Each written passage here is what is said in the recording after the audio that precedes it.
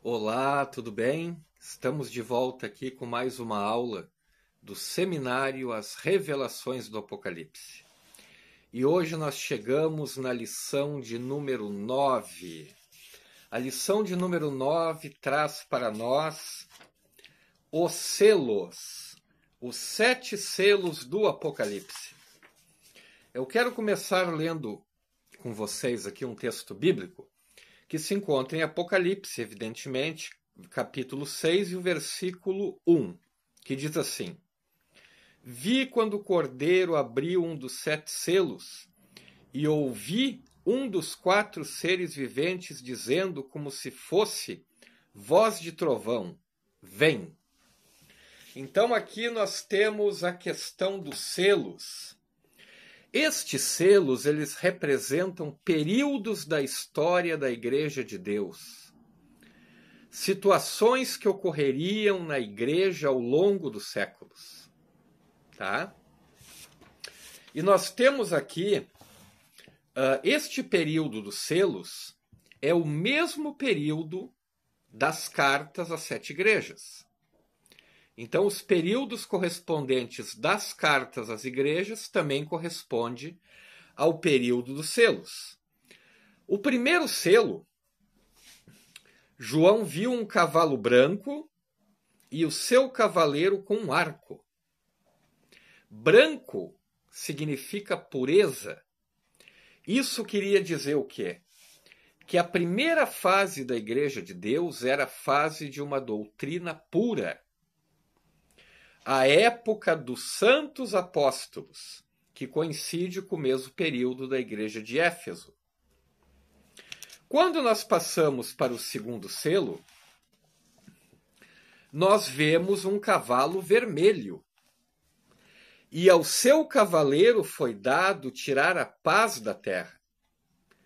A cor vermelha, na Bíblia, indiscutivelmente fala de derramamento de sangue.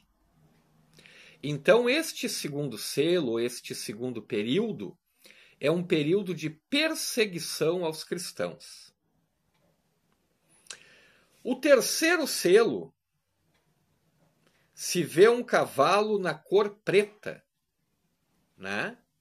A negrura muitas vezes representa na Santa Bíblia trevas morais, pecado, apostasia e erro. Então foi um período de grande apostasia, um período de trevas espirituais na Igreja de Deus. No quarto selo, o nome do cavaleiro do quarto selo era chamado Morte. Olhe você que interessante, o nome do cavaleiro do quarto selo era chamado Morte. A simbologia expressa a aflição espantosa da época da Inquisição que o próprio Jesus Cristo havia predito. Quando é aberto o quinto selo, João vê debaixo do altar as almas daqueles que haviam sido mortos por causa da palavra de Deus. E essas almas que João viu estavam clamando por justiça. O sangue dos mártires do pequeno remanescente fiel que não aceitou a paganização doutrinal é derramado como um sacrifício ao pé do altar. Este sangue simbolicamente clama a Deus, como fez o sangue de Abel quando foi morto por seu irmão Caim. Então aqui, o que nós temos de interessante? Estas almas, evidentemente, são simbólicas, porque nós estamos tratando aqui do Apocalipse, tá? Temos que entender isto. Quando nós vamos agora para a questão do sexto selo, esse sexto selo ele culmina com a vinda de Cristo. A abertura do sexto selo. Então nós podemos chamá-lo de tempo do fim, este sexto selo. E 4 grandes acontecimentos ocorreram após a abertura do sexto selo.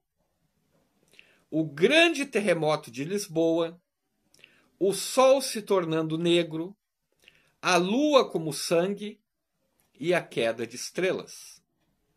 Esses 4 acontecimentos aqui aconteceram de 1755 a 1833.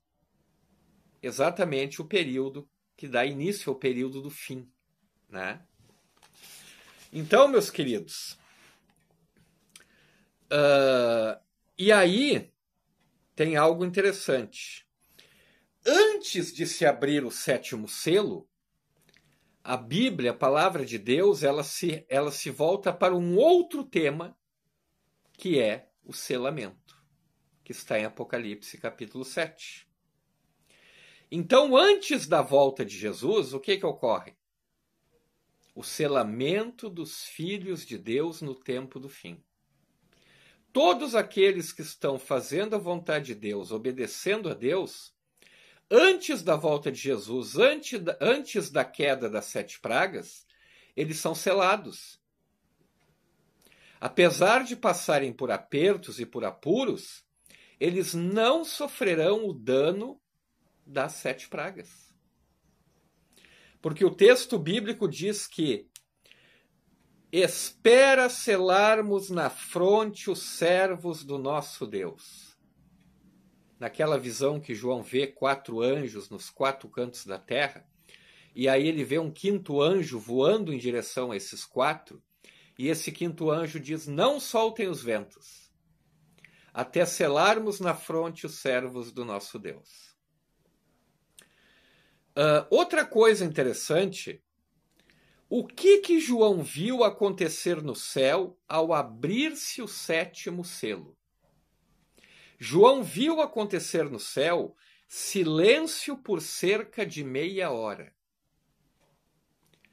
Meia hora profeticamente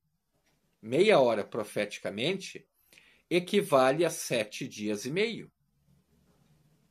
Mas o texto diz cerca de meia hora ou quase meia hora. Então nós podemos deduzir que não é 7 dias e meio, e sim 7 dias.